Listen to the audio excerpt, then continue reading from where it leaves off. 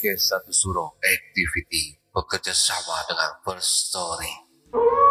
Platform First Story ini sangat membantu saya untuk membuat publish show saya makin terkenal.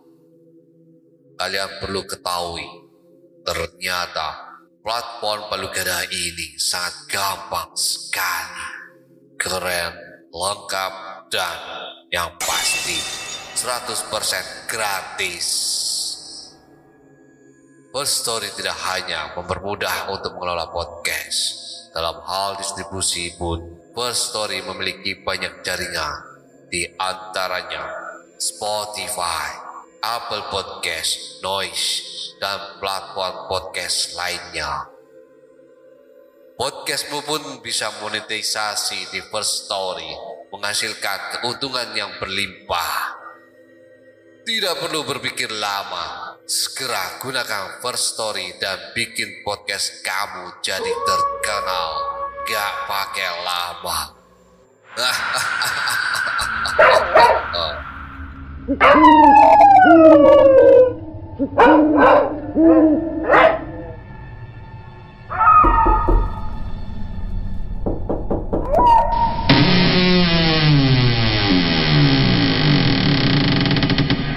Sugeng rawuh ndara.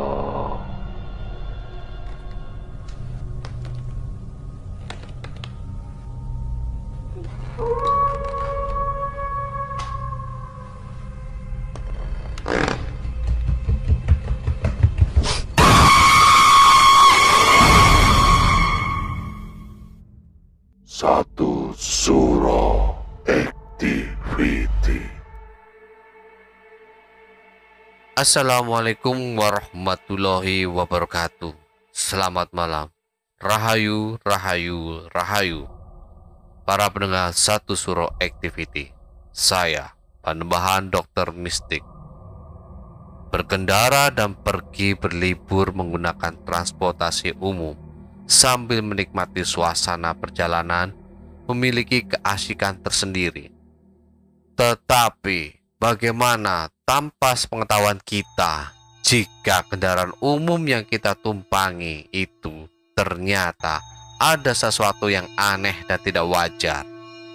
Seperti halnya kisah mistis malam hari ini dari Airel. Selamat mendengarkan. Hai semuanya, aku mau menceritakan pengalamanku, yaitu naik bis hantu. Mungkin kalian udah tahu tentang bis hantu ini. Kali ini aku mau cerita pengalaman ini. Mari kita mulai saja ceritaku. Suatu hari aku pamit sama orang tua. Aku mau pergi ke Maninjau untuk pergi memancing sama om aku dan saudaraku. Waktu itu umur aku 18 tahun. Di sekitar jam 6.12, aku pamit sama orang tuaku untuk pergi ke rumah omku untuk memancing. Mah, aku mau pergi ke Maninjau, mau mancing ikan sama om. Boleh, tapi kamu sama siapa pergi? Aku pergi sendiri, mah. Soalnya teman aku lagi sibuk belajar. Biar mama antar aja ke tempat bisnya. Oke. Dan aku pergi sama mamaku ke tempat bisnya. Aku pun pamit sama mamaku. Mah, aku pergi dulu. Iya, hati-hati di jalan. Oke, siap, mah. Kalau udah sampai kabari ya. Oke, mah.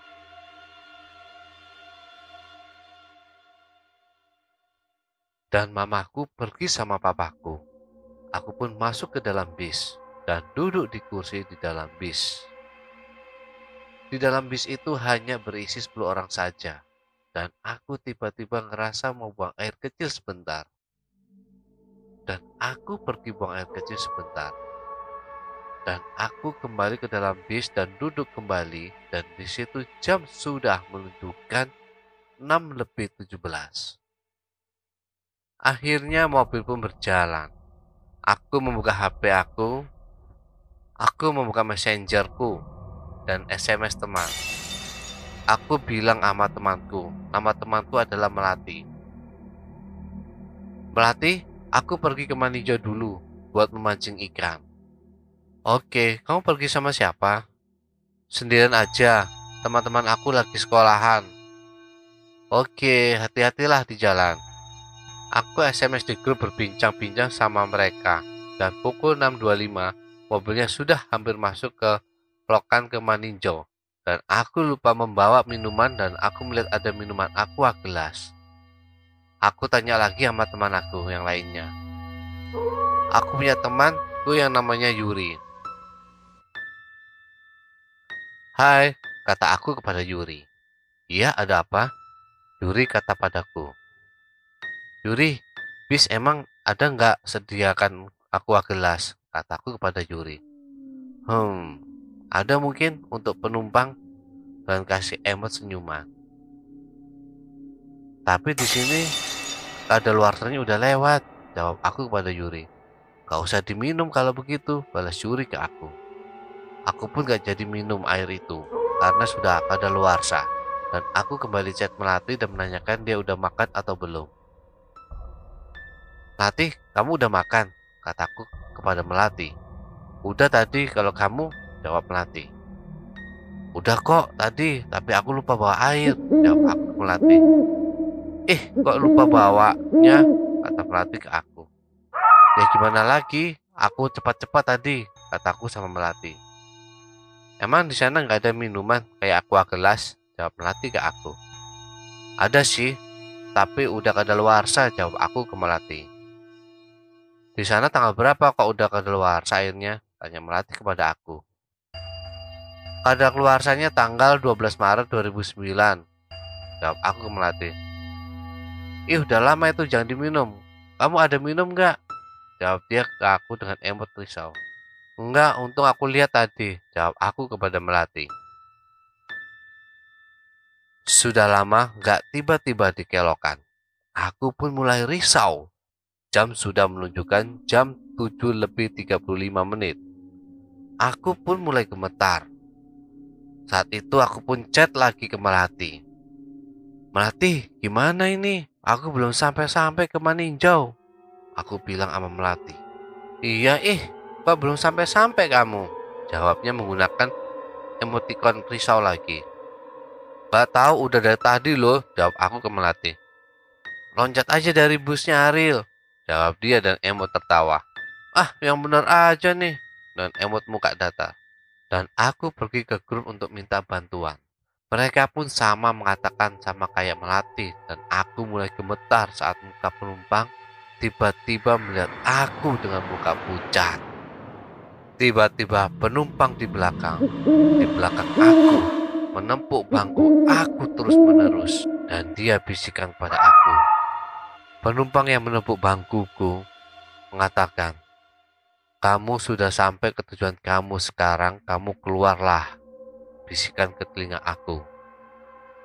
Dan aku gak berani menoleh karena takutnya aku kena jump scare. Dan aku baru berjalan selangkah. Aku tiba-tiba di luar, di Danau Maninjau. Alangkah terkejutnya aku waktu itu. Padahal aku masih di dalam bis. Tiba-tiba aku di luar aja. Dan di sana om aku baru keluar di sampannya dengan anaknya dan aku bilang, Om, kata aku sambil teriak. Ya Rel, kok kamu ada di sana? Tanya om aku kepada aku. Aku tiba-tiba berada di sini aja om, kata aku kepada om aku. Dan malam itu aku mancing sama om aku dan saudara aku. Aku ajak lagi ke danau untuk memancing kembali. Ya, namanya mereka udah janji pada aku untuk memancing. Ya om, aku ajak dan aku udah banyak dapat ikan. Dan kamu buat ikan bakar. Dan aku bilang sama Melati, chat dia, oke. Nama aku Airel. Melati, aku selamat dari bus. Aku bilang sama Melati. Kamu gak apa-apa kan Airel?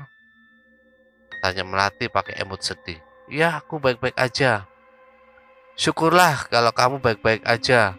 Kamu di mana sekarang? Tanya Melati dengan emot senang. Aku lagi di rumah om aku. Aku selamat karena ada orang bisikan aku. Kamu udah sampai ke tujuan kamu dan turunlah, katanya pada aku. Aku jawab kepada Melati. Ah, orang itu bilang kayak gitu, tapi dia nggak ada ngapain-ngapain kamu, tanyanya kepada aku. Nggak apa-apa kok, aku nggak ada apa-apain, aku jawab kepada Melati. Dan paginya banyak orang datangi aku untuk melihat aku selamat dari bus itu. Orang itu bilang bus itu bus bekas kecelakaan, dan sontak aku pun merinding sekali. Terkejut bus itu emang bekas kecelakaan di tahun 12 Maret 2009. Dan sama kayak di Aqua, aku lihat. Dan mulai hari itu takut naik bis. Aku minta diantar sama keluargaku. Aku pas pulang bilang sama orang tuaku, dan mereka pun bilang, kamu nggak apa-apa kan Airel? Nggak apa-apa mama, papa. Dan itu cerita aku salah naik bis. Bis yang aku tumpangi adalah bis hantu. Aku kasih saran kepada kalian, setiap kalian mau pergi naik apa-apa, jangan lupa baca doa, biar tidak dapat hal yang diinginkan. Aku mau tambahkan ini, sebelum aku pulang, orang bis itu menelpon aku. Halo dek, kamu kok nggak ada kemarin, kami mencari kamu, tanya orang bis itu. Padahal aku naik kemarin sama mobil yang sama. Kayaknya kamu salah naik bis, kayaknya kamu naik bis hantu, jawab orang itu. Iya, maaf yang ini aku lupa tambahkan. Saya baru ingat. Orang banyak berkata, kalau kita naik bis hantu tidak bisa kembali dan akan dibawa ke alam lain. Ini mungkin keberuntungan aku saja. Terima kasih sudah mendengarkan kisahku. Saya pamit dulu. Para sahabat Sabtu Suro Activity, itulah tadi kisah dari Airel perihal pengalamannya salah naik bis. Ternyata bis yang dia tumpangi adalah bis hantu yang mengalami kecelakaan pada tanggal 12 Maret 2009. Dari kisah tersebut dapat kita ambil sebuah hikmah, yaitu hendaknya jika ingin bepergian jangan lupa untuk berdoa, meminta keselamatan dan perlindungan kepada Allah. Untung saja dia bisa kembali ke alam manusia. Jika tidak, maka selamanya berada di dimensi alam gaib. Para sahabat Status Activity, tinggalkan catatan doa kalian di kolom komentar, like, subscribe, dan bunyikan lonceng keramatnya.